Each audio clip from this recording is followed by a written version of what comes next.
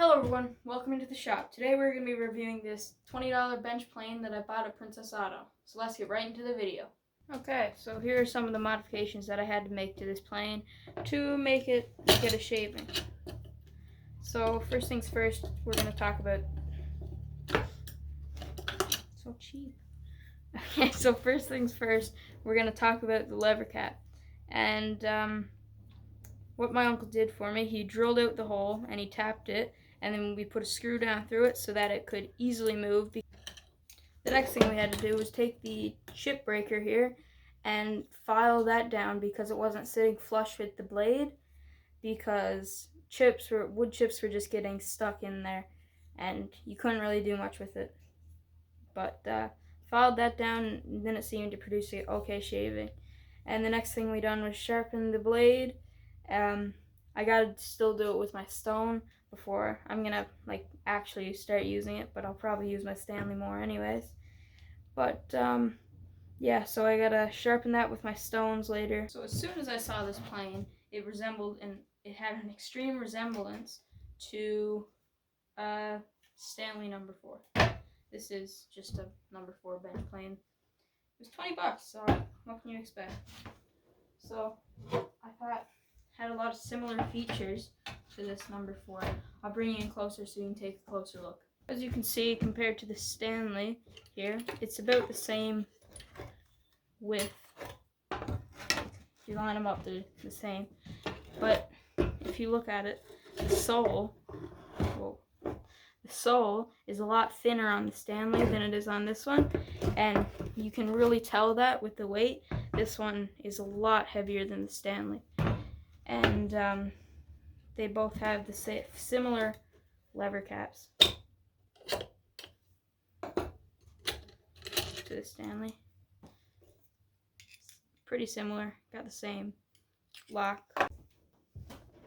Sorry about that, the last clip cut off, but as you can tell, the lever caps are quite the same here with the shape, whereas a lot of planes got this type of locking system, but the Handyman 2, which is just a cheaper Stanley made in Canada, as you can tell here, they all have the same thing Stanleys do. So yeah, my camera keeps cutting off for some reason, but anyways, the chip breakers and the irons are like a whole lot different. The Stanley is obviously a whole lot better than the $20 Princess Auto plane. Even the chip breaker isn't square with the iron, whereas the Stanley is perfectly square. Obviously higher quality. The more you pay, the better stuff you get, so I guess you get what you pay for. So now we're going to take this over to the vise and we're going to try it out. So it's only a 1x2 piece of pine, so it should cut through it easily, but I'm going to get it all adjusted first before I start recording. So let's get right into that. Okay, so here it goes. I've tried it, and, well, not that good. You'll see. It's not even set to, very deep, if you can tell there. 1 second, let me focus the camera. Yeah, it's a little deep, but, pull it back a bit and set it up. Okay. Now I'm gonna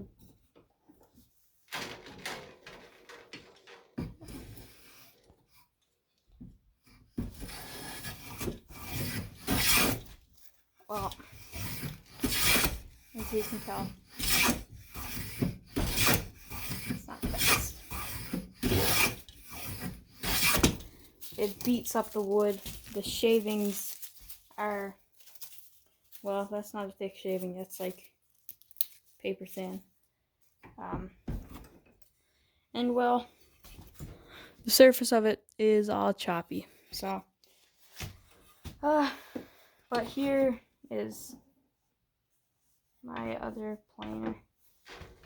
This is my Handyman one that I mainly used before, but This one here isn't set up. Deeper.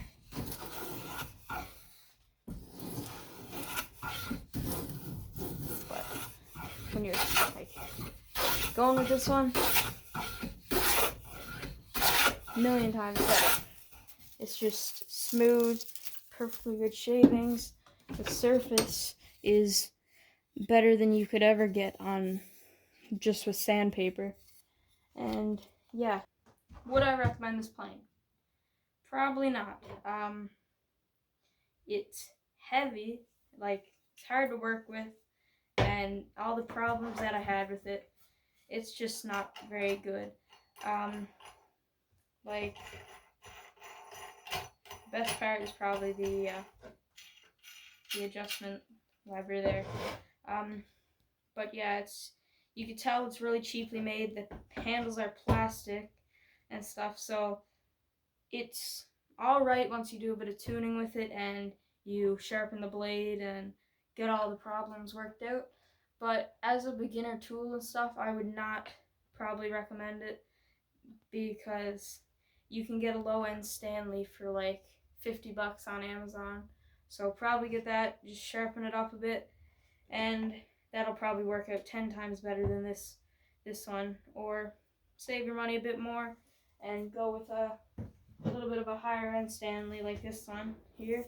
But my pop gave me this one, so ask around people for old tools, restore them, do them up.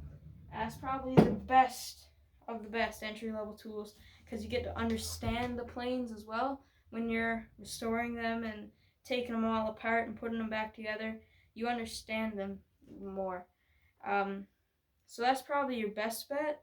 And I know Home Depot sells one like this, but it's footprint, so it might be better. I don't know though. But yeah, so probably get an older tool, restore it, get to know all the parts and how they're used and stuff first, if you're as an entry-level tool. And then once you start growing your business, getting a bit more income and stuff, then I would probably recommend going out and getting a high-end like Lee Nielsen or something. I don't have one, but they're apparently one of the best planers you can get. But I find just a Stanley anyways, it'll work anyways. So I'm saying anyways a lot, aren't I? But like an old tool like that will probably work just as good for you. You won't need to do very much with it, just do it up a bit, and that'll last you many years, I'm sure. So that's probably your best bet. But anyways, it's probably a good tool once I get the sole flattened out, the blade sharpened up a bit more, put some new handles on it. So then I'll do another review, and I'm not sure yet. Either this planer or this planer I'm going to be doing a restoration of soon on the channel. Probably not the next video, but in a few videos I'll be restoring one of these and yeah, showing you how to do it all. So if you're a beginner, go out, buy your first plane. Make sure there's cracks in the, what's this called? Anyways, cracks in the handle here up at the top are very common. Normally people just cut out a little small piece and glue it on. So if you're looking to buy an old one, make sure there's lots of life left on the blade, which this one, there's hardly anything, right? It's short and stuff like that. But I bought this one for like $11, so it's not that big of a loss. Probably just throw a new blade on it.